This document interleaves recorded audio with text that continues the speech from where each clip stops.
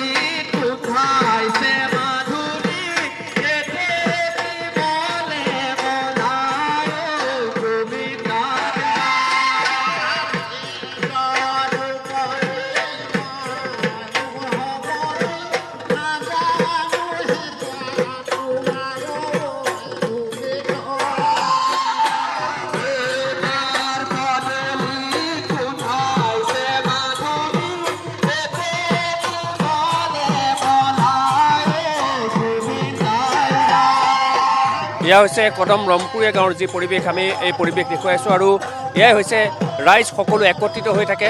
গতিকে সকলো একত্ৰিত হৈ পেলাই ইয়াত উপস্থিত হয় আৰু সকলোৱে বিহুৰ যি কাৰ্যসূচী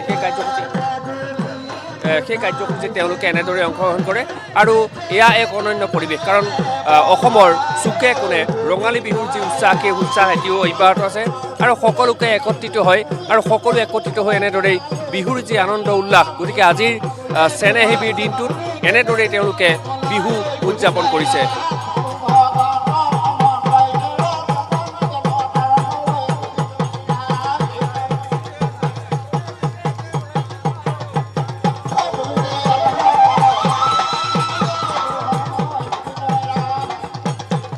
বয়োজ্যেষ্ঠসকল আছে, আমি এটা কথা পতাৰ যত্ন কৰিম আজি যিহেতু চেনেহী বিহু আৰু হাতত এটা লেম লৈ, মই যদি কওঁ যে প্ৰতীকী হিচাপত এটা লেম লৈ আহিছে। আগতে এনেদৰে হুঁচৰি মাৰিব যায়, হাতত এটা লেম থাকে, আগতে এনেকৈ হুঁচৰি মাৰিব যায়। অঁ হয়, এই আমি এইটো পৰম্পৰাবোৰত আমাৰ এইটো পৰম্পৰা আছে, পৰম্পৰাটো আছে। সকলো ওলাই আহিছে, সকলো ওলাই আহিছে, এটা লেম লৈ আহিছে। আগতে লেম লৈ এই লেম লৈয়ে বিহু গাওঁ। আগতে লেম আৰু মানে চাকিৰ ব্যৱস্থা নাথাকে, মানে লেম লৈ কাৰেণ্টৰ ব্যৱস্থা নাই, গতিকে লেম লৈ আমি বিহু কৰিবলগীয়া হয়। এই ৰাতি ৰাতি মানে লেম লৈ বিহু কৰোঁ। 7 দিন 7 ৰাতি আমাৰ গাঁওখনত আমি বিহু কৰিবলগীয়া হয়। আগৰ সেই বিহু আৰু এতিয়াৰ মাজত পাৰ্থক্য আছে? পাৰ্থক্যটো নোহোৱা নহয়, মানে কেলে এতিয়া আমাৰ নতুন প্ৰজন্মই সেইখিনি কৰিবলৈ মানে সমৰ্থ হোৱা নাই। তাৰমানে ঘৰে ঘৰে মাৰিবলৈ কাৰো সময় নাথাকে, অৰ্থনৈতিক ধাৰণা। সেইকাৰণে মানে আমি এতিয়া এই বাকৰি ছিষ্টেমটো কৰিম। এই বাকৰি হিচাপে আমি গোটেইখিনি একেলগে মৰা বিহু কৰে। হয়। এয়া হৈছে কদম জৰাধৰা যি ৰংপুৰীয়া জৰাধৰা গাঁও। এই গাঁৱৰ পৰিৱেশ আমি দেখুৱাইছোঁ যে ইতিমধ্যে ডেকা বুঢ়া সকলো ওলাইছে আৰু সকলোৱে একত্ৰিত হৈ এনেদৰে বিহু মাৰাৰ প্ৰত্যেক বছৰেই এই চেনেহী বিহুৰ দিনটোত তেওঁলোকে চেনেহ বিহু উদযাপন কৰে।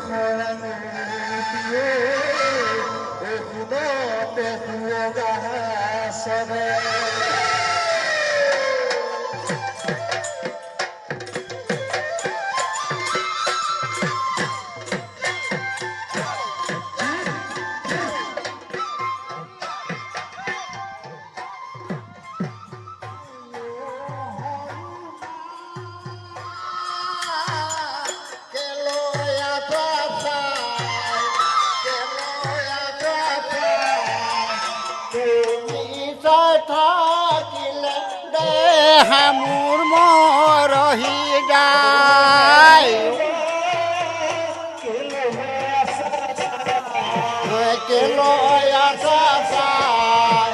তুমি যাই থাকিলে দেহা মোৰ মৰ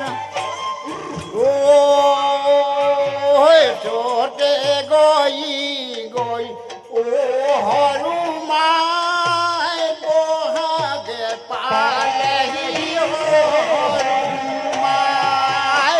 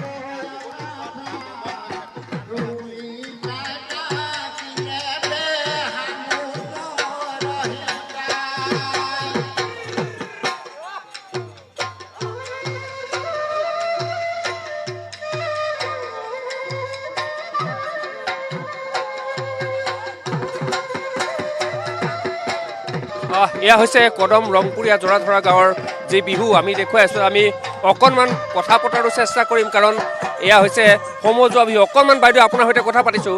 ৰাইজৰ বিহু কেনে লাগিছে? ভাল লাগিছে, বহুত ভাল লাগিছে। প্ৰত্যেক বছৰে হয়, পৰম্পৰাগত আছে, হয় সকলো ওলাই আহে। ধন্যবাদ জ্ঞাপন কৰিছোঁ। আৰু এয়া হৈছে ইয়াৰ নাচনি, কাৰণ গাঁৱৰ যিসকল ডেকা বুঢ়া জীয়ৰী বোৱাৰী সকলো ওলাই আহে আৰু সকলো একত্ৰিত হৈ এনেদৰেই তেওঁলোকে চেনেহী বিহু উদযাপন কৰে। গতিকে আজিৰ সেই দিনটো তেওঁলোকৰ বাবে কদম ৰংপুৰীয়া জৰাধৰা গাঁৱৰবাসীৰ বাবে এটা অতি ভাল লগা দিন, কাৰণ তেওঁলোক সকলো ওলাই আহিবলগীয়া বাধ্য হয়, কাৰণ তেওঁলোকৰ এয়া পৰম্পৰা। তেওঁলোকে প্ৰত্যেক বছৰে এই পৰম্পৰা জীয়াই ৰাখিছে। গতিকে সকলো ওলাই আহিছে আৰু সকলো বিহুৰ আনন্দত মতলীয়া হৈছে।